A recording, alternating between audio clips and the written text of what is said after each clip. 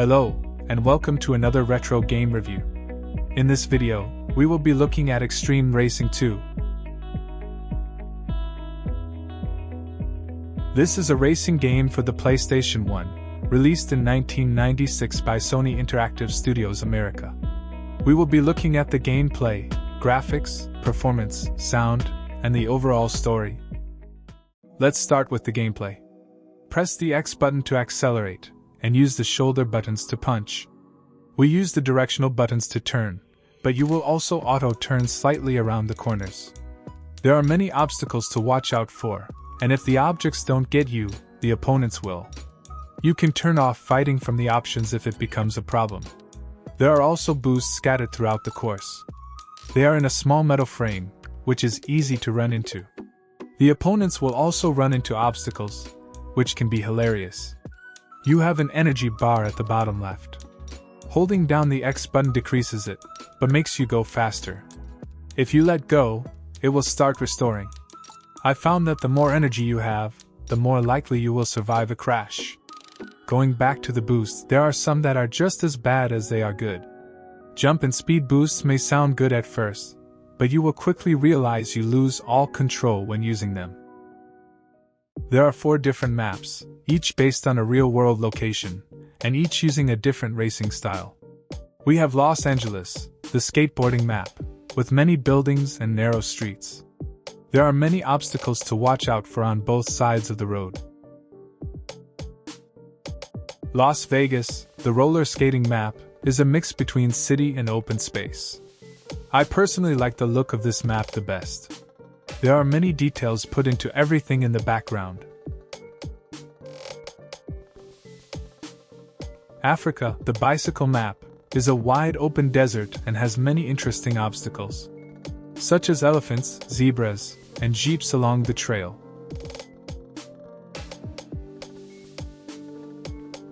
Finally, there's Japan, the snowboarding map. I really wish they didn't go with such a bright white. It almost hurt my eyes playing this stage. There are ice blocks and trees to avoid, but for the most part, it is open.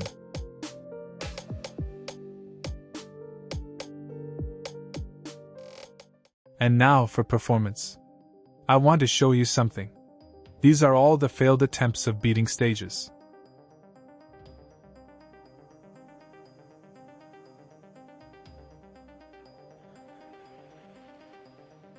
I am no stranger to difficult games, but this has to be one of the most difficult and frustrating games I have ever played.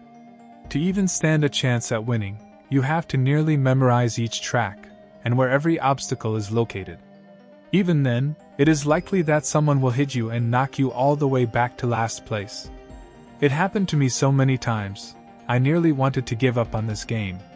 To try to help, I used a cheat that let me increase a character's stats to max.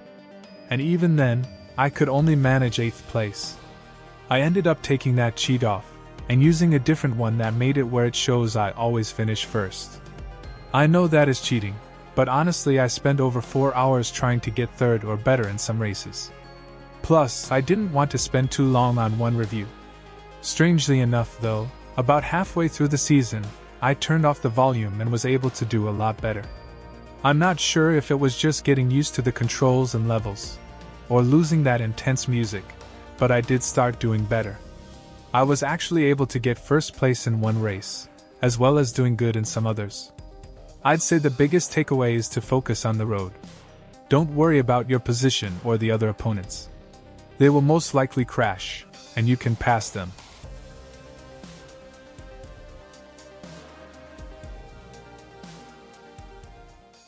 There is not much to say about the sound. It is upbeat and kind of intense. Half of the time, you will be listening to people running into obstacles.